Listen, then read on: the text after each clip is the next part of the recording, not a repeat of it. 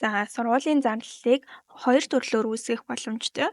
За нэг нь болохоор амар хэсгийн холбоосууд хэсэг дээр зарлал үүсгэх гэдэг дээр даран тухайн зарлалын гарчиг болон дэлгэрэнгүй мэдээллийг оруулан мөн нэмэлтээр файл, зураг оруулах боломжтой.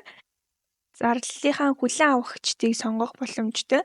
За энэ зарлал маань сургуулийн багш нарт хамааралтай гэвэл сургуулийнхаа багшаа сонгоод өгчнө.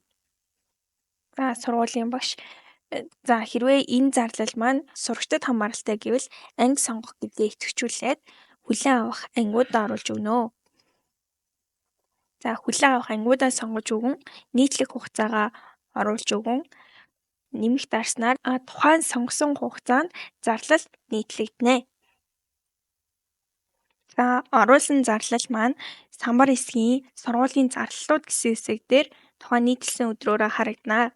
Хоёр дахь нь мэдэгдэл хэсэг маань хоёр төрлөөс бүрдэж байгаа. Нэг нь миний мэдэгдлүүд буюу тухайн сургуулийн ирсэн бүх мэдэгдэл харагдана.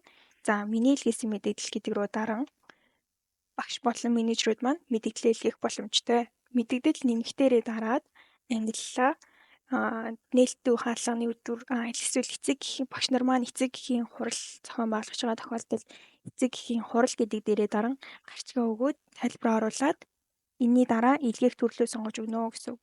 За илгээх төрөл дээрээ бүх хэрэглэгчид буюу сургуулийн бүх асар хамгаалагчид эсвэл сургуулийн бүх сурагчдад ангиар гэсэн тохиолдолд ангиа сонгоод тухайн ангийнхаа 12 ангийн сурагч уу асар хамгаалагч уу гэдгийг сонгоод нэмэх дарснаар мэдэгдэл маань амжилттай гээд эцэг эхт маань харагдана.